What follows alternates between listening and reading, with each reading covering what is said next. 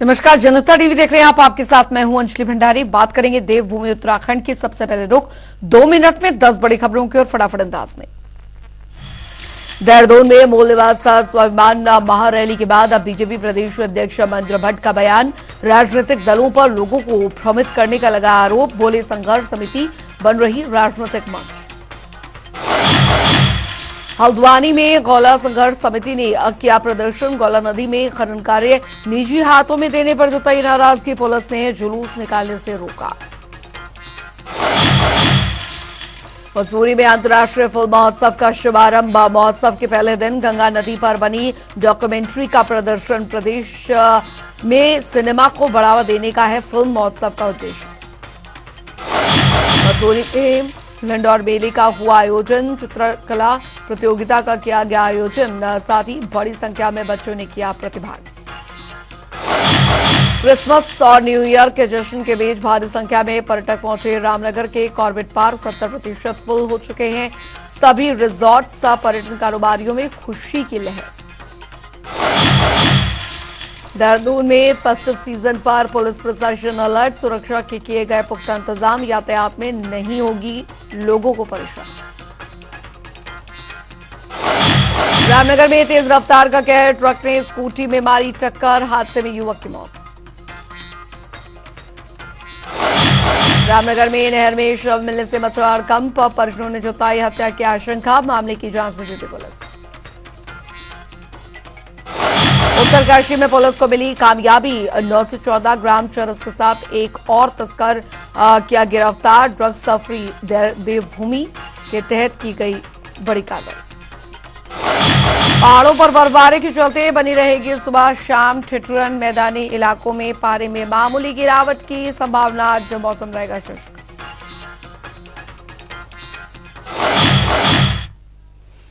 चलिए खबरों में आगे बढ़ेंगे। उधर हरिद्वार के हरिहर आश्रम में दिव्य आध्यात्मिक महोत्सव का आयोजन किया जा रहा है, जहां पर ये 3 दिवसीय कार्यक्रम आचार्य महामंडलेश्वर स्वामी अवधेशानंद के जूनाखाड़ा आचार्य पीठ की स्थापना के 25 वर्ष पूरे होने के उपलक्ष्य में श्रीदत्त जयंती के रूप में आयोजित किया जा रहा है। वहीं आपको बता दें, महोत्सव के दूसरे दिन सीएम पुष्कर सिंह धामी, रक्षा मंत्री राजनाथ सिंह और लोकसभा अध्यक्ष ओम बिरला भी मौजूद रहे। मैं सबसे पहले तो आप सबका देवभूमि उत्तराखंड आगमन पर यहाँ के मुख्य सेवक के नाते आप सभी का हृदय से मैं अभिनंदन करता हूँ, सबका स्वागत करता हूँ। और अभी मुझे हरिकेतन जी कह रहे थे कि वास्तव में एक साथ सभी पूज्य संतगणों का आशीर्वाद का सौभाग्य यहाँ पर पूज्य आचार्य जी के कारण से मिला है, जो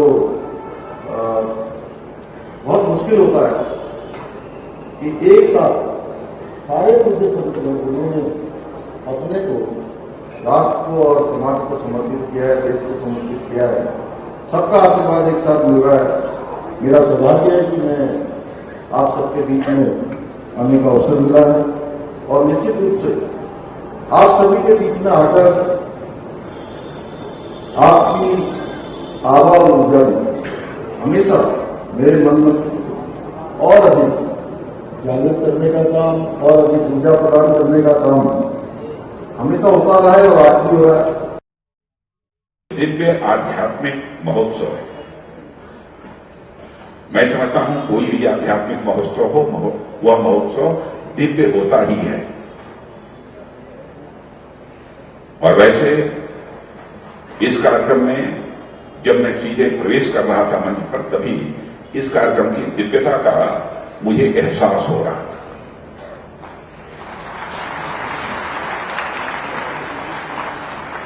और व्यक्ति आध्यात्मिक कौन है? मैं यह मानता हूं मंदिर में जाकर पूजा करना, मस्जिद में जाकर इबादत करना, गिरजाघर में जाकर सजदा करना, सभी धर्म के लोग अपने अपने हिसाब से यह सब सारी जिम्मेदारियों का निर्वाह करते हैं। लेकिन मैं मानता हूं कि यही अध्यात्म नहीं है। जिसका मन बड़ा होता है वही आध्यात्मिक होता है, जिसका मन उन्मन होता है वही आध्यात्मिक होता है। हम सबके श्रद्धेय जूना पीठाधीश्वर आचार्य महामंडलेश्वर स्वामी अवधेशानंद गिरी जी महाराज का, जिन्होंने अपने जीवन में तप, तपस्या, आध्यात्मिक मूल्यों के संरक्षण, रक्षण, संवर्धन और जिन्होंने अपनी तपस्या से हजारों लाखों संतों को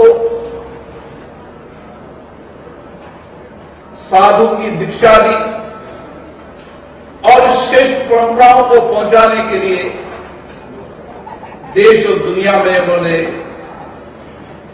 एक ऐसी व्यवस्था कायम की जिसके कारण आज पूरे देश में और पूरे विश्व में भारत के आध्यात्मिक और संस्कृति का वाहक के रूप में बने हुए हैं। आज आचार्य पीठ की दिव्य 25 वर्ष बने और इस 25 वर्ष में एक दिव्य महोत्सव जिसमें मुझे भी आने का मौका मिला, मैं इसके लिए आपका कृतज्ञ हूं। उधर प्रदेश में स्वाभिमान रैली को लेकर सियासत तेज हो गई है। दरअसल भू कानून और मूल निवास को लेकर निकाली गई रैली का बीजेपी के नेता विनोद चमोली ने समर्थन किया है। उन्होंने कहा कि सशक्त भू कानून और मूल निवास महत्वपूर्ण मुद्दे हैं, सरकार की ओर से इन पर सकारात्मक निर्णय लिया जाना चाहिए। इसके साथ ही उन्होंने कहा कि मेरे लिए उत्तराखंड सबसे पहले है, मैं पार्टी के शासन से जुड़ा हूं, वरना भू कानून की रैली में जरूर शामिल होता। वहीं इस पर कांग्रेस प्रदेश अध्यक्ष करण माहरा का बयान भी सामने आया। विनोद चमोली जी अनेकों बार स्मार्ट सिटी से लेकर अनेकों मामलों में बोलते रहे हैं और उनकी भावनाएं अगर इसमें सच में है तो उनको आप पार्टी लाइन से बाहर निकल के इसमें आगे आना चाहिए। वहीं उत्तराखंड में एक बार फिर से विपक्ष ने अंकिता भंडारी हत्याकांड के मुद्दे पर सरकार की घेराबंदी शुरू कर दी है। दरअसल कांग्रेस मुख्यालय देहरादून में कांग्रेस प्रदेश अध्यक्ष करण माहरा ने प्रेस कॉन्फ्रेंस की और इस दौरान उन्होंने साक्ष्य मिटाने के आरोप में भाजपा विधायक रेणु बिष्ट के खिलाफ दरअसल कार्रवाई की मांग की है। इसके साथ ही उन्होंने मुख्यमंत्री पुष्कर सिंह धामी के इस्तीफे की भी मांग की है। ये कानून में निहित है कि अगर कोई बड़ा जघन्य अपराध होता है उसके सबूतों के साथ अगर कोई छेड़छाड़ करता है तो 201 के तहत और 120B के तहत उसके खिलाफ मुकदमा दर्ज होता है, क्योंकि अपराध करने वाला भी उतना ही बड़ा अपराधी है जितना अपराध को छिपाने के लिए उसके सबूतों के संग छेड़छाड़ करने वाला। मुख्यमंत्री को, वर्तमान डीजीपी को, एसडीएम को और रेणु बिष्ट को, ये तीनों चारों, दो के लिए तो खैर गवाही खुद डोजर ऑपरेटर ने दे दी। दो के जो ट्विटर मैंने आप लोगों को दिखाए हैं अभी, जिसमें स्वयं मुख्यमंत्री जी अपने हैंडल से डाल रहे हैं कि हमने तोड़वा दिया है। डीजीपी साहब, वर्तमान जो डीजीपी हैं, वो खुद लिख रहे हैं Uttarakhand demolition of underway on order of CM Pushkar Singh Dhami at Vedanta resort. ये वो खुद लिख रहे हैं, ये उनका है। तो उनसे पूछताछ भी होनी चाहिए। अगर वो वाकई में इसमें सम्मिलित है तो उन लोगों के खिलाफ कार्रवाई होनी चाहिए। और मुख्यमंत्री के पद में वो सुशोभित हैं, आदरणीय पुष्कर सिंह धामी जी। अगर मुख्यमंत्री किसी चीज़ में अपराध में सम्मिलित हो, पद में है, तो उसके खिलाफ कार्रवाई कैसे होगी, जांच कैसे प्रभावित नहीं होगी, ये समझा जाता है। इसलिए मुख्यमंत्री जी को इस्तीफा देके किसी वैकल्पिक व्यक्ति को बैठाना चाहिए। जांच के बाद अगर निर्दोष पाए जाए तो उनको फिर बैठना चाहिए, लेकिन जांच होने तक उनको अपने पद से इस्तीफा दे देना चाहिए। उधर हल्द्वानी में गौला खनन संघर्ष समिति ने सरकार के खिलाफ धरना प्रदर्शन किया और आपको बता दें कि दरअसल गौला नदी में खनन कार्य निजी हाथों में देने और फिटनेस को लेकर दरअसल धरना यहां पर दिया जा रहा है। वहीं गौला संघर्ष समिति के कुछ लोग बिना अनुमति रैली निकालने और बुद्ध पार्क की ओर जाने की कोशिश कर रहे थे कि तभी पुलिस ने उन सभी को जाने से रोक दिया। वहीं इस दौरान एसडीएम हल्द्वानी मौके पर पहुंचे और प्रदर्शनकारियों से बातचीत की, साथ ही उनकी मांगों का ज्ञापन भी सौंपा।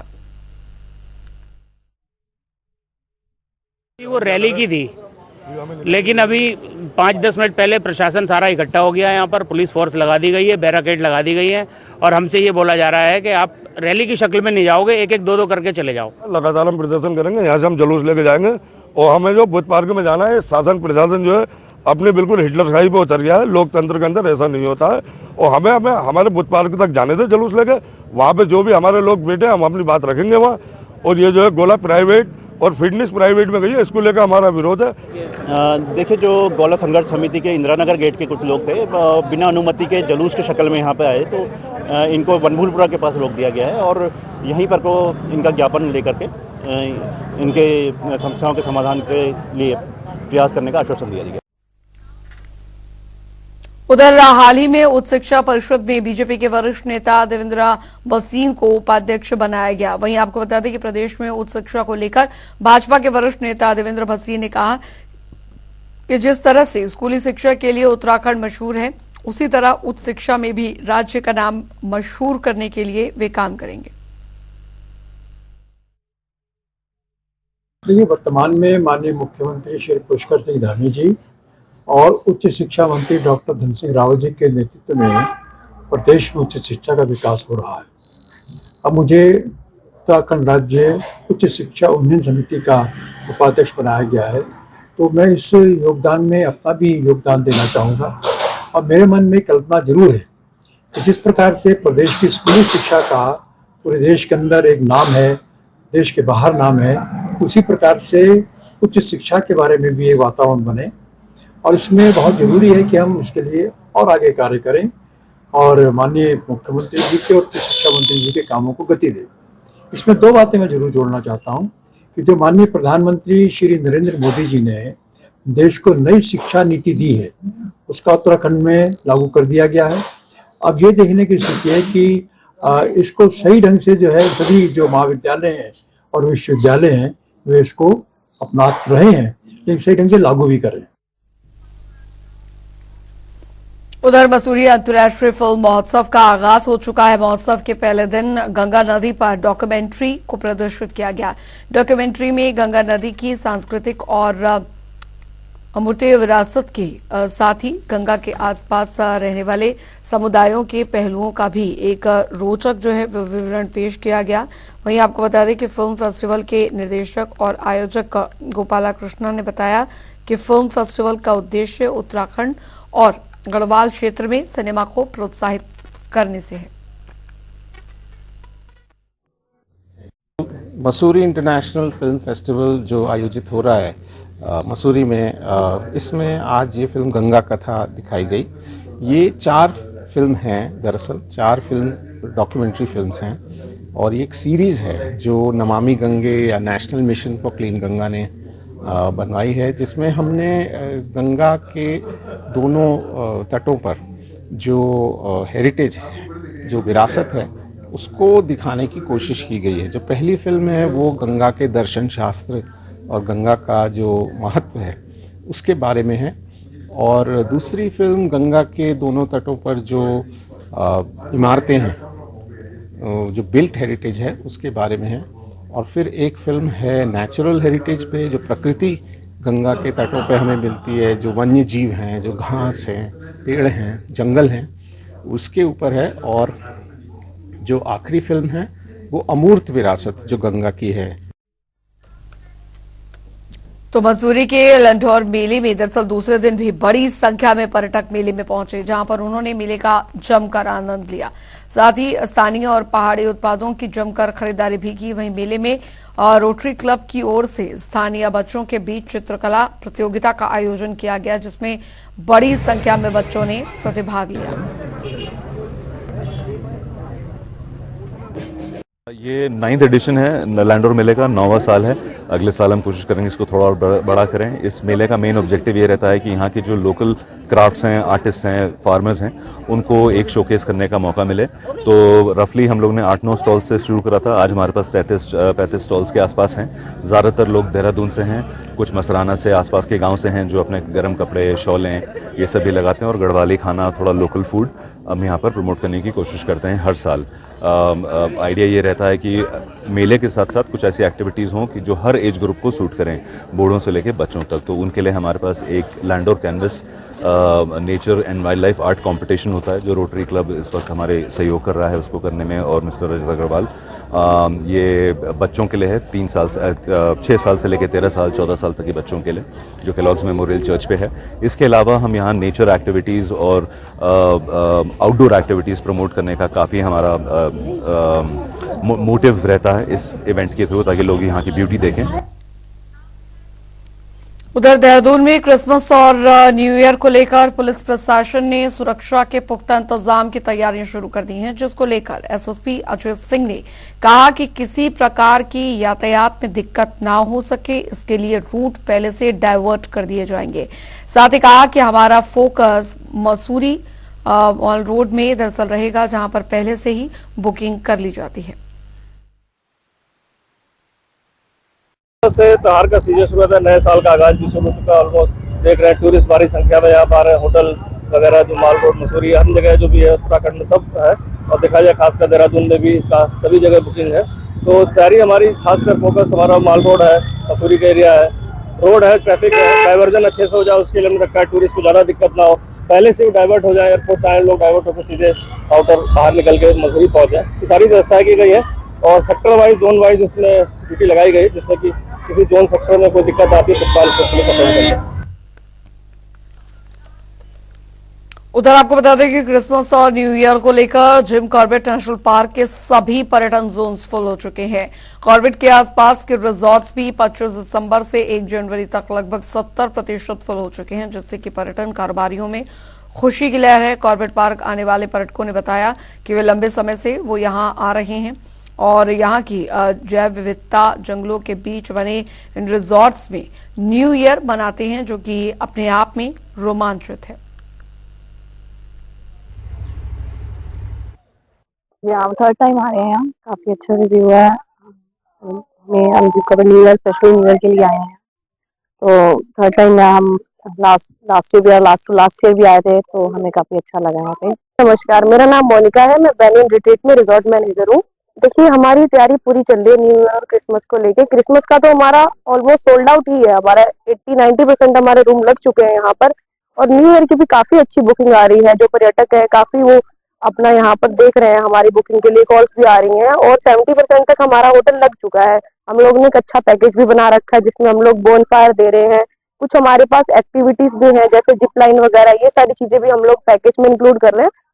देखिए अभी तक के हिसाब से तो बुकिंग ठीक चल रही है, बट थोड़ा कोरोना वायरस की वजह से, जो नया वायरस है उसकी वजह से थोड़ी सी बुकिंग्स में ऊपर नीचे हुआ है।